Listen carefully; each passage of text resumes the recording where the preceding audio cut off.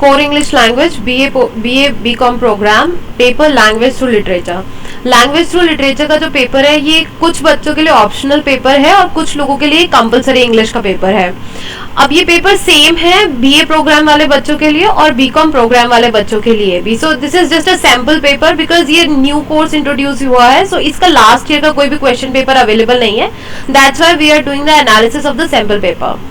Okay, so first of all यहाँ पे आपका पेपर कोड दिया होगा, all the details are same. Semester 1-2 इसलिए लिखा है बिकॉज ये पेपर पहले सेमेस्टर 1 में आना था लेकिन उस टाइम ये पढ़ाया नहीं जा सका, तो इस पेपर को सेमेस्टर 2 में इंट्रोड्यूस कराया गया। पेपर 75 मार्क्स का होगा and then the format of paper is given कि how much marks will be given to which unit, किस यूनिट को कितने मार्क्स दिए जाएंगे। Here it's mention that question number 1 unseen reading comprehension like unseen passage जो भी होगा वो 15 मार्क का होगा। Then the question number 2 will be based on the grammar, it will be of 10 mark. Question number 3 unsent literary text, poetry and drama. ये poetry और drama आपके text में से होगी, जो टेक्स्ट बुक आपको एसएल की तरफ से प्रोवाइड कराई गई है उस टेक्स्ट बुक के बीच में से ये पोएट्री और ड्रामा पे बेस्ड एक अनसेन पैसेज ही होगा। It will be of 15 marks. Then question number 4 ये भी अनसेन लिटरेरी टेक्स्ट है, फिक्शन सेक्शन से बेस्ड होगा। Fiction we will describe that what exactly is fiction, but fiction simply means कि जो काल्पनिक जो कथाएं स्टोरीज हो या नॉवल हो उसके ऊपर based. It will be also be of 15 mark. And then question number 5 finally composition linked to question 1, 2 and 3। ये क्वेश्चन 1, 2 और 3 का लिंक्ड क्वेश्चन होगा, 2 मार्क ईच, 10 मार्क्स का total, 2 into 10 marks, total 20 mark का होगा ये। सो टोटल पेपर 75 मार्क का है। एज आई टोल्ड यू कि आप लोगों के पेपर जो हैं वो अब रेगुलर वाले स्टूडेंट्स की तरह ही एग्जाम होगा। सो आप लोगों का इंटरनल असेसमेंट नहीं होता एसएल के बीच में 25 मार्क का, दैट्स वाई रेगुलर वालों को तो 25 मार्क का इंटरनल असेसमेंट है, but now you do not have internal assessment, so they will raise up your marks. आपके 75 में से जितने % मार्क्स आएंगे आपके 100 में से उतने मार्क्स आपको मिल जाएंगे जब आपका रिजल्ट आएगा। Now let's have a look at the paper. This is model question paper BA BCom programme semester 1 2 core English language through literature paper. So the first question is on the basis of your reading of the given passage answer the questions given below। Passage जो है 600 to 650 words का passage है यहाँ पे, और passage के नीचे आप लोगों को क्वेश्चन आंसर्स जो है इवन ये पैसेज जो है डॉक्टर मार्टिन लूथर किंग का एक टेक्स्ट है आई हैव अ ड्रीम, उस टेक्स्ट के बीच में से ये लिया हुआ है। First question is what is the form of the passage that you just read? Is it a speech, a confession, a free verse, poem or lecture? Give reason for your answer. Now if you know कि speech क्या होता है, confession क्या होता है, free verse क्या होता है, poem क्या है, lecture क्या, और अगर आप लोगों को पता होगा कि उनके बीच में differences क्या क्या होते हैं और उनकी qualities क्या क्या होती है, then you can easily attempt this question। Like यहाँ पे even marking scheme जो है वो divide भी की हुई है कि 1 मार्क जो है वो आपको मिलेगा अगर आपने सही से बता दिया कि ये स्पीच है, कन्फेशन है या फ्री वर्स है या पोएम है या लेक्चर है। अगर आपने सही बता दिया कि ये टेक्स्ट क्या है, उसके बाद आपको 2 वैलिड एस्पेक्ट जो है या जैसे यहाँ पे दिया हुआ है पैसेज के 2 वैलिड एस्पेक्ट आपको बताने हैं, यानी कि 2 रीजन देने हैं कि क्यों आपको लगा, लेट्स से आपको लगा कि ये स्पीच है।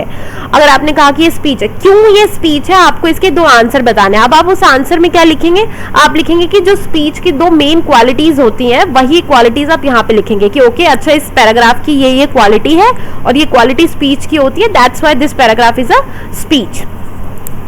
सो जैसे कि मैं अपनी क्लासेस में भी बहुत बार मैंने बताया है कि आपको बहुत क्लियरली पता होना चाहिए, please make a chart and उस चार्ट के थ्रू ही आप याद कीजिए कि कैसे स्पीच जो है वो कन्फेशन से अलग है, फ्री वर्स से अलग है, पोएम से अलग है, लेक्चर से अलग है। Okay, next is who is the target audience for the given passage? Give reason for your answer.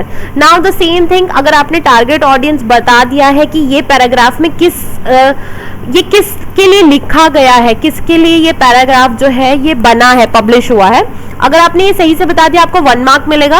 और अगर उसके बाद आपने 2 वैलिड उसके रीजन भी बता दिए कि क्यों आपने ये आंसर दिया है, then you will get full 3 marks. So it is easy if you know the text. अगर आपने टेक्स्ट पढ़ा है, अगर आपने लेक्चर्स अच्छे से अटेंड करे हैं, देन आपको बहुत इजीली यहाँ पे full out of full marks मिल सकते हैं। अब तक क्या होता था कि जो लैंग्वेज टू लिटरेचर वाला पेपर या लिटरेचर से रिलेटेड जो भी पेपर होता था उसके बीच में किसी को भी कभी फुल मार्क्स नहीं मिलते थे, but now you have the possibility of getting full marks. Next is it is obvious that today America has defaulted, so this is the line given from the paragraph. अब इस paragraph के बीच में again the technical question, what is the figure of speech being used in the above text, is it metaphor, simile and ओनोमेटोपोइया और N alliteration.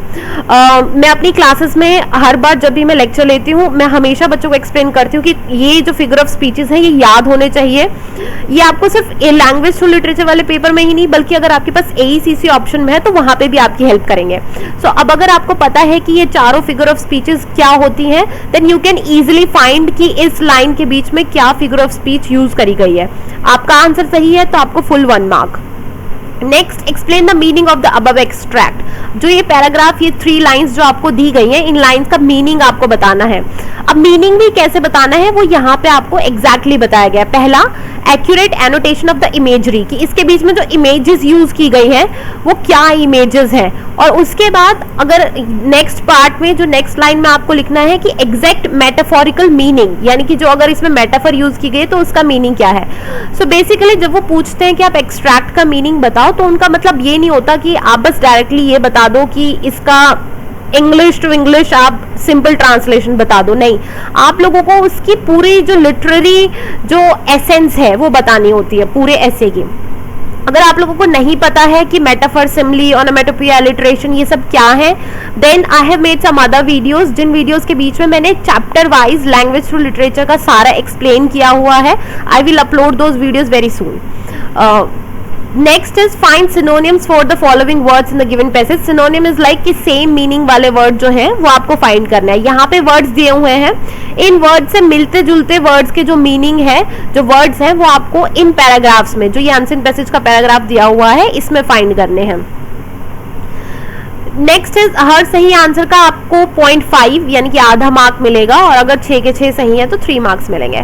What is doctor Kings dream. अब यहाँ पे आपको डॉक्टर किंग का dream बताना है. अगर आपने पूरा सही ड्रीम बता दिया है तो आपको 1 मार्क मिलेगा और अगर आपने ये बता दिया कि basis of his demand and defining the dream, यानी कि अगर आपने डिटेल में सारी उसकी ड्रीम की जो बेसिस है वो भी डिफाइन कर दिए तो आपको फुल 3 मार्क्स मिलेगा. सो बेसिकली इट्स सिंपल कि आपको आंसर जो है वो अगर आपने टेक्स्ट पढ़ के सही सही आंसर देंगे तो आपको फुल मार्क मिलेंगे, लेकिन अगर आप बिना टेक्स्ट पढ़े इस अनसीन पैसेज को सिर्फ एक नॉर्मल पैसेज की तरह लेके सॉल्व करेंगे तो मे बी आपको शायद फुल मार्क्स ना मिले. Next is fill in the blanks with the given option. यहाँ पे ऑप्शंस दिए हुए हैं. ग्रामर सेक्शन क्या है कि आपको सिंपल जो टेंस वर्ब्स है like is, are, have, has, इस तरह के जो वर्ब्स हैं लाइक लिव की फॉर्म है live, lives, lived, are, have, were. So search, searched, search, are searching. So ये सब टेंस की नॉर्मल फॉर्म्स हैं. सो आपको ग्रामर के लिए कुछ ज्यादा प्रिपरेशन करने की जरूरत नहीं है. Normal basic understanding of tense is enough for you to attempt this paragraph and this is a 5 mark paragraph. Another part is अभी क्वेश्चन नंबर बी का जो सेकंड का जो बी पार्ट है, ये सेकंड का ए पार्ट है, अभी ये सेकंड का बी पार्ट है, ये अभी ग्रामर सेक्शन ही चल रहा है. सो सेकंड के बी पार्ट के बीच में edit and rewrite the following passage to remove error. There is an error in each of the 5 parts of the passage. So ये पैसेज 5 पार्ट्स में डिवाइड किया हुआ है और हर लाइन में, हर पार्ट में, फॉर एग्जाम्पल ए पार्ट यहाँ से शुरू होता है द अदर डे से लेकर और इन आवर स्कूल में खत्म होता है. सो इसके बीच में कुछ ना कुछ गलत है, एरर है. You have to remove that error और आपको पूरा पैराग्राफ जो है वो सही से लिखना होता है. जितने अगर आपने ए, बी, सी, डी, इन ये सारे के सारे अगर आपने सही अटेम्प्ट करें आपको हर एक सही करने पर 1 मार्क मिलेगा. Okay, next question third. अभी ये क्वेश्चन भी आपका ग्रामर का ही पार्ट है. No, it's not grammar part, it's different question. Unseen passage जो है आपका टेक्स्ट बेस. अभी ये पोएम जो है अर्बन पोएम, ये आपके टेक्स्ट से ही ली हुई है और इस पोएम के बेसिस पे निज़म इज़िकल की पोएम है यहाँ पे. अब आपको आगे क्वेश्चंस के आंसर्स देने हैं. First is identify the tone of the speaker in the stanza. अगर आपको पता है कि टोन क्या है, tone, imagery, personification, alliteration, all of these are technical terms related to poem. जब भी आपके टीचर ने लाइक जैसे मैंने जब अपनी क्लास में पोएम के बेस्ड जो पोएट्री पे बेस्ड यूनिट पढ़ाई थी, देन आई हैव एक्सप्लेन्ड कि टोन एग्जैक्टली क्या होता है. सो अगर आपको पता है कि टोन क्या होता है then you can easily answer these questions. Next is the most suitable meaning of nor feels the shadow of the night recline their fingers on his eyes. So ये पूरे जो क्वेश्चंस हैं, अब ये आपके ऑप्शनल क्वेश्चन है, यानी कि क्वेश्चन के नीचे आपको सुटेबल ऑप्शंस दिए हुए हैं, उनमें से आपको बेस्ट ऑप्शन चूज करना है। So here also you can score really good marks अगर आपने आंसर सही से प्रिपरेशन करी है। सी इज ऑल्सो द सेम, आपको पोएटिक डिवाइस फाइंड करनी है, सिमिली, हाइपरबोला, मेटाफर, पर्सोनिफिकेशन, इनमें से कौन सा, बट आपको पूरी पोएम के लिए फाइंड नहीं करना, सिर्फ इस लाइन में, जो लाइन यहाँ से यहाँ तक दी हुई है, but still his mind it's traffic turns, इस लाइन के बीच में ही कौन से डिवाइस यूज की गई आपको वो फाइंड करना।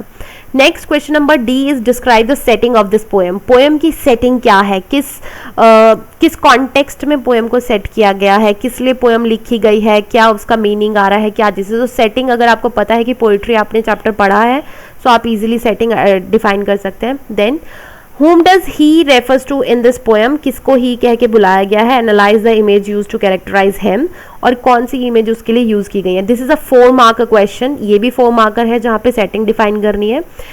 ये थोड़े डिफाइनिंग क्वेश्चंस है, that's why these are 4 marker questions. Next is what according to you is the main theme of this poem. आपको सिर्फ पोएम की मेन थीम बतानी है, बट मेक श्योर कि आप उस थीम के लिए नीचे सुटेबल रीजंस भी दें।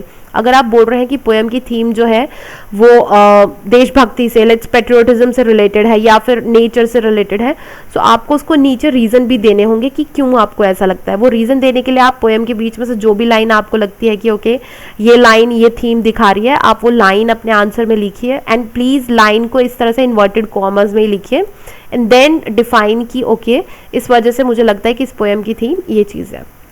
Question number 4 again 15 mark question, the same unseen passage question, but this time unseen passage जो है वो एक फिक्शन टेक्स्ट बेस्ड है। ये टेक्स्ट भी आपकी बुक से ही लिया हुआ है। This is by Alice Munro, boys and girls. अब ये टेक्स्ट में question answer, simple question answer type दिया हुआ है, पूरा text base. Do the foxes enjoy living in their cages, what is the exact extract above allow us to understand what the foxes feel. Same text पढ़ के आप simply answer कर सकते हैं। Whose point of view is in the story told from, this is the technical question. Point of view आपको अगर पता है कि पॉइंट ऑफ व्यू किसे कहते हैं, only then you will be able to answer this question. So जब मैंने क्लास में मैं अपनी एसएल की क्लासेस में जो मैंने ये टेक्स्ट पढ़ाया था, फिक्शन यूनिट पढ़ाई थी, then I explained very clearly कि पॉइंट ऑफ व्यू क्या होता है, कि किसके नज़रिए से ये कहानी जो है वो बताई जा रही है, किसके नज़रिए से पूरी कहानी दिखाई जा रही है। Then again are the narrator's conclusion reliable, कि जो नैरेटर के कंक्लूजन निकले हैं क्या उन पर विश्वास किया जाता है। What in the extract above substantiates your answer. So आपके आंसर को रीज़न देने के लिए, सही साबित करने के लिए ऊपर के पैराग्राफ में क्या चीज़ है जो आप, अगर आप बोल रहे हैं कि हाँ नैरेटर का कंक्लूजन सही है, तो क्यों सही है आप इस स्टैंजर से लाइंस लेकर बताइए, और अगर नहीं सही है तो भी आप बताइए कि स्टैंजर से लाइन लेकर ही क्यों नहीं है रिलायबल। सो आप देख सकते हैं कि जितने भी क्वेश्चन यहाँ पे दिए हुए हैं, ये सारे क्वेश्चंस का फर्स्ट पार्ट जो है वो पैराग्राफ से रिलेटेड होता है, लेकिन क्वेश्चन का सेकंड पार्ट जो है वो आप तभी आंसर कर सकते हैं अगर आपने लैंग्वेज थ्रू लिटरेचर की क्लासेस अटेंड करी हैं, अगर आपको लैंग्वेज थ्रू लिटरेचर की हर यूनिट अच्छे से समझ आई है, आपको पता है पोइट्री क्या होती है, पोइट्री के डिवाइसेस क्या होती हैं, कैसे उनको आइडेंटिफाई करते हैं, फिक्शन क्या होता है, फिक्शन के डिवाइसेस क्या होती हैं, कैसे उन्हें आइडेंटिफाई करते हैं, आंसर में कैसे उनको अप्लाई करते हैं।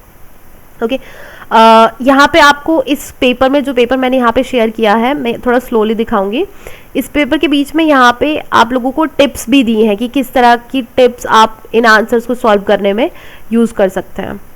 Next question number 5, the last question, attempt any 2 composition question in 400 to 450 words. Composition means आपको बनाना है आंसर जो है वो डिस्क्रिप्टिव आंसर आपको कंपोज करना है, लिखना है 400 से 450 वर्ड्स के बीच में।